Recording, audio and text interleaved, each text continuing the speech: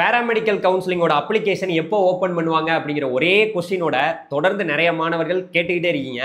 அதாவது இந்த மாத இறுதியிலிருந்து நம்ம வந்து பார்த்தீங்கன்னா டிஎன் மெடிக்கல் செலெக்ஷன் வெப்சைட்டில் அதற்கான அப்ளிகேஷன் ஓப்பன் பண்ணுறதுக்கான லிங்கை வந்து நம்ம எதிர்பார்க்கலாம் அப்படிங்கிறது தான் முக்கியமான விஷயமே.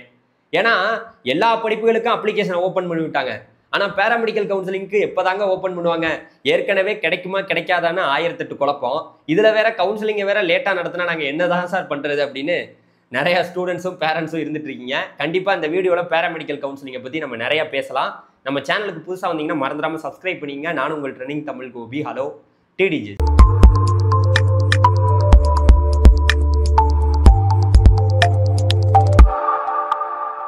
அதாவது மாணவர்களே, பேராமெடிக்கல் கவுன்சிலிங்கிறது ரொம்ப லேட்டாக தான் நடக்கும். நம்ம மாணவர்கள் துணை மருத்துவ படிப்புகளில் நர்சிங்காக இருக்கட்டும், பிஃபார்மாக இருக்கட்டும், இல்லை மற்ற அலைடு கோர்சஸாக இருக்கட்டும், அதெல்லாம் ஒரு கவர்மெண்ட் காலேஜில் படிக்கணும்னா கண்டிப்பாக கவுன்சிலிங்க்கு வெயிட் பண்ணாதான் நமக்கு கிடைக்கும். நீங்கள் எல்லாம் கேட்பீங்க, சார் எல்லா மாணவர்களும் போய் இப்போயே வந்து அட்மிஷன்லாம் போட்டுட்டு வந்துட்டு இருக்காங்க சார், ஏற்கனவே எங்களுக்கு ஒரே பயமாக இருக்குது, கிடைக்குமா கிடைக்காதா அப்படிங்கிற ஒரு பயம் உங்களுக்கு இருந்துச்சுன்னா அது இருந்துக்கிட்டே தான் இருக்கும். அதுக்கு நமக்கு வந்து பார்த்தீங்கன்னா ஒன்றுமே பண்ண முடியாது. ஏன்னா நம்ம தமிழ்நாட்டில் வந்து பார்த்தீங்கன்னா நம்மளுடைய மெடிக்கல் செலெக்ஷன்லேருந்து அதற்கான அப்ளிகேஷன் வந்து பார்த்தீங்கன்னா கண்டிப்பாக நான் நேரடியாகவே அவங்களுக்கு வந்து பார்த்தீங்கன்னா நான் ஃபோன் பண்ணி கேட்டப்போ அவங்க என்ன சொன்னாங்கன்னா, மே இறுதியிலேருந்து நம்ம வந்து எதிர்பார்க்கலாம். நீங்கள் மே இறுதியிலேருந்து அதாவது இந்த மந்த் எண்டுலேருந்தே நீங்கள் டிஎன் மெடிக்கல் செலெக்ஷன் வெப்சைட்டில் போயிட்டு பார்த்துக்கிட்டே இருங்க, அப்ளிகேஷனை நாங்கள் வந்து ஓப்பன் பண்ணுவோம். கண்டிப்பாக இந்த மாத இறுதி இல்லாட்டி ஜூன் மாதம் ஃபர்ஸ்ட் வீக்கில் ஓப்பன் பண்ணிடுவோம்னு சொல்லியிருக்காங்க.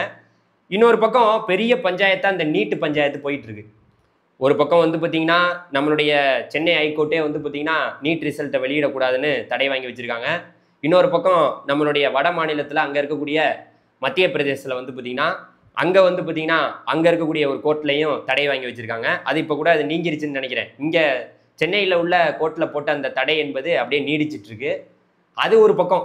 ஏன்னா இது நம்ம மாணவர்கள் எல்லாருமே சில பேர் இப்போ பேராமெடிக்கல் கவுன்சிலிங்கில் அட்டன் பண்ணுறவங்க கூட சில பேர் நீட் எக்ஸாமும் வந்து எழுதியிருப்பாங்க. எழுதிட்டு அதில் ஒரு வேளை வந்து பார்த்தீங்கன்னா நமக்கு நீட்டில் வந்து கிடச்சிருச்சுன்னா அங்கேயும் கிடச்சி இங்கேயும் வந்து இப்படி குழப்பத்தில் தான் இருந்துகிட்டு இருப்பாங்க எப்போவுமே. ஏன்னா பேராமெடிக்கல் கவுன்சிலிங் வருடம் ரொம்பவே லேட்டாக தான் நடக்கும். இப்போல்லாம் உடனே வந்து பார்த்தீங்கன்னா அப்ளிகேஷன் ஓப்பன் பண்ணோன்னா கடகடனெலாம் நடத்திட மாட்டாங்க. அப்ளிகேஷன் ஓப்பன் பண்ணுவாங்க.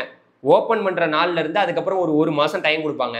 யார் யாருக்கெல்லாம் வந்து இந்த துணை மருத்துவ படிப்புகள் படிக்கணும்னு ஆசையோடு இருப்பீங்களோ எல்லாருமே அப்ளை பண்ணிக்கலாம். ஒரு மாதம் டைம் கொடுத்து எல்லாரும் அப்ளை பண்ணிட்டீங்கன்னு வச்சுங்க. ஆஃப்டர் வந்து பார்த்தீங்கன்னா யார் யாரெல்லாம் அப்ளை பண்ணியிருக்காங்களோ அவங்க எல்லாத்துக்குமே ரேங்க் லிஸ்ட் வெளியிடுவாங்க. ரேங்க் லிஸ்ட் தான் ரொம்ப முக்கியம். போன வருடத்தின் அடிப்படையில் பார்க்கும்போது கிட்டத்தட்ட 67,038 பேருக்கு ரேங்க் வந்துருந்துச்சு. இந்த வருடம் எத்தனை பேருக்கு வரப்போகுதுன்னு தெரியல. ஏன்னா இந்த வருஷம் ஆர்வம் ரொம்ப அதிகமாக இருக்குது. நான் பார்க்கும்போதே அவ்வளோ பேர் இன்ட்ரெஸ்டாக இருக்காங்க. இந்த துணை மருத்துவ படிப்புகளில் ஏதாவது ஒரு கோர்ஸ் எனக்கு கிடைச்சிடணும், எனக்கு கவர்மெண்ட் கோட்டாவில் கிடைச்சிடணும். அது கவர்மெண்ட் காலேஜோ பிரைவேட் காலேஜோ எங்கேயோ கவர்மெண்ட் கோட்டாவில் படித்தா போதும். ஏன்னா எங்கேயுமே போய் விசாரிக்க முடியலை சார், அவ்வளோ லட்சம் சொல்கிறாங்க சார், டொனேஷன் சொல்கிறாங்க சார் அப்படின்னு தான் நிறைய பேர் சொல்லுவீங்க. கண்டிப்பாக கவுன்சிலிங்கில் எல்லாருக்குமே சீட்டு கிடைக்கும். ஆனால் உங்களுக்கு பிடிச்ச கோர்ஸாக இருக்கலாம், பிடிக்காத கோர்ஸாக இருக்கலாம். அதுதான் பிரச்சனையே. இப்போ கவுன்சிலிங் வந்து எப்படி நடக்கும் சார் அப்படின்னு கேட்டிங்கன்னா, எல்லாருமே அப்ளை பண்ணிவிட்டு உங்களுக்கு ரேங்க் லிஸ்ட் வந்துடும். ரேங்க் லிஸ்ட்டில் வந்தவங்க எல்லாருக்குமே வந்து பார்த்தீங்கன்னா ரேங்க் கொடுத்துருவாங்க. நீங்கள் வந்து பார்த்தீங்கன்னா உங்களுக்கு பிரித்து விட்ருவாங்க அதுக்கப்புறம். ஏன்னா வந்து பார்த்தீங்கன்னா இந்த கவுன்சிலிங் என்பது 1வது ரவுண்டு 2வது ரவுண்டு எப்படி வந்து யாரை கூப்பிட போகிறாங்கங்கிறது நம்ம பெரிய கேள்வியாகவே இருந்துட்டு இருக்கோம். போன வருடம் அடிப்படையில் பார்த்தீங்கன்னா நமக்கு வந்து 160 கட் ஆஃபுக்கு மேலே உள்ளவங்களை மட்டும்தான் 1வது ரவுண்டுக்கு கூப்பிட்டாங்க. அந்த மாணவர்கள் தான் கவர்மெண்ட் காலேஜே சாய்ஸ் ஃபில்லிங் பண்ணுற மாதிரி இருந்துச்சு போன வருஷத்தில். ஆனால் இந்த வருஷம் எப்படி இருக்க போகுதுன்னு தெரில. ஏன்னா எல்லா மாணவர்களையும் கூப்பிட்டு உடனே வந்து பார்த்தீங்கன்னா சாய்ஸ் ஃபில்லிங் பண்ணிட வச்சிட மாட்டாங்க. நீங்கள் பின்னாடி கட் ஆஃபாக இருக்கிறனால உங்களை லேட்டாக கூப்பிடுவாங்க. அதே போல் இது இப்போ நான் சொல்கிறது வந்து பார்த்தீங்கன்னா அந்த 19 டிகிரி கோர்சஸ் இருக்குது. 19 டிகிரி கோர்சஸுக்கு நான் சொல்லிகிட்டு இருக்கேன். அதே போல் ஃபார்மா டி இருக்குது, அப்புறம் வந்து ஜிஎன்எம் நர்சிங் இருக்குது, இதெல்லாம் இருக்குது. அதெல்லாம் வேற.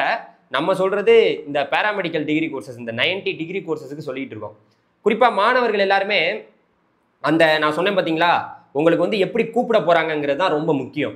ஏன்னா இந்த வருடம் நல்ல கட் ஆஃபில் நிறைய பேர் வந்திருந்தனால இந்த வருஷம் ஒரு 160லேயோ கூப்பிடாம 170லேயே கூப்பிட்டாங்கன்னா ஃபஸ்ட்டு உள்ள மாணவர்கள் மட்டும் கவர்மெண்ட் காலேஜை மட்டும்தான் அவங்க சாய்ஸ் ஃபில்லிங் பண்ணுற மாதிரி இருக்கும். 1வது ரவுண்டில் ஃபஸ்ட்டு கூப்பிடுறவங்க கவர்மெண்ட் காலேஜை மட்டும்தான் எடுக்கிற மாதிரி இருக்கும்.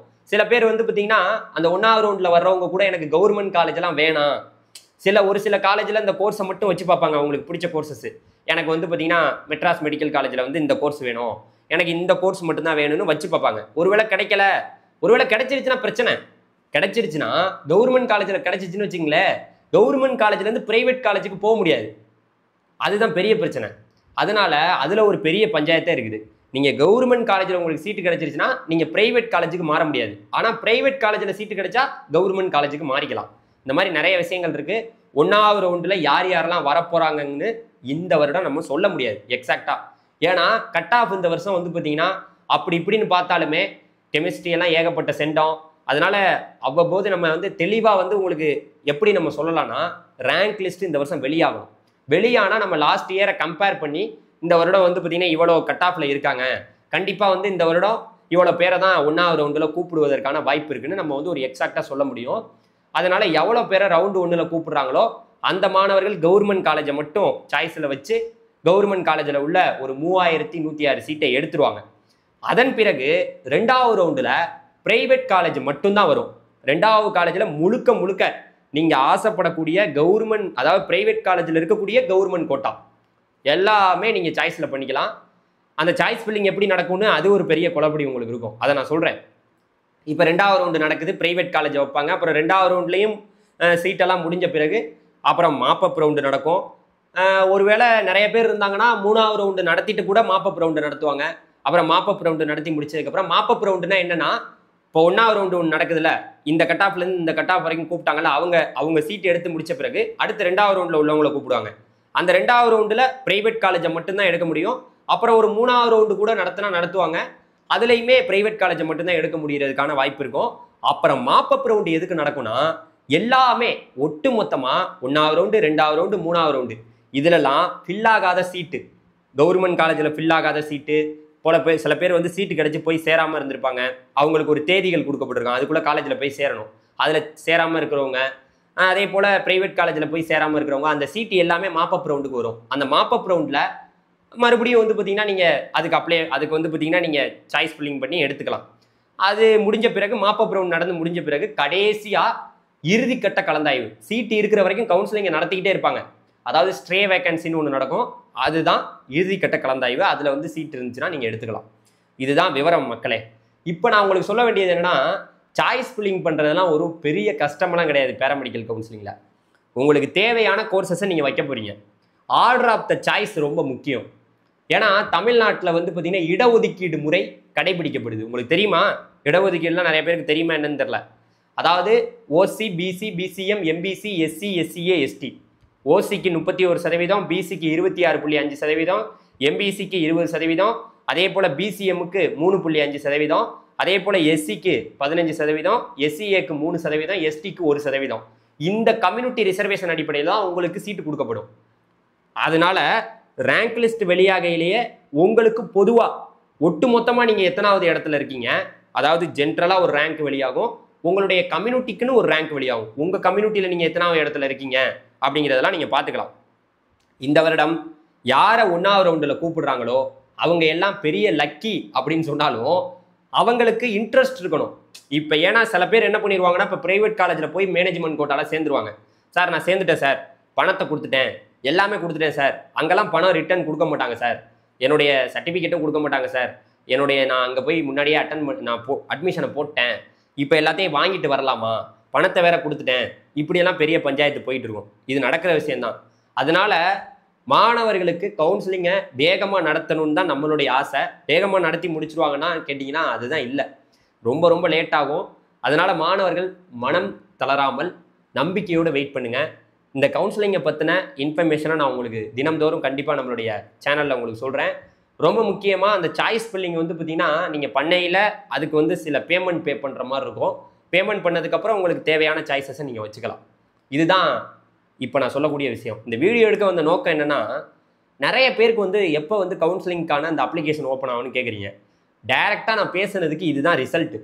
மே இறுதி இல்லைன்னா அதே போல் நமக்கு ஜூன் முதல் வாரத்தில் வெளியாகலாம். கண்டிப்பாக நமக்கு நீட் ரிசல்ட்டுக்கு முன்னாடியே கண்டிப்பாக வந்து பேராமெடிக்கல் கவுன்சிலிங்க்கான அப்ளிகேஷன் ஓப்பன் ஆகும். அதில் எந்த மாற்று கருத்தும் வேணாம், கண்டிப்பாக ஓப்பன் ஆகும். சரியா? அடுத்த வீடியோவில் சந்திப்போம். பேராமெடிக்கல் கவுன்சிலிங்க்குன்னு நம்ம ஒரு வாட்ஸ்அப் குரூப்பெல்லாம் நம்ம கிரியேட் பண்ணியிருக்கோம்.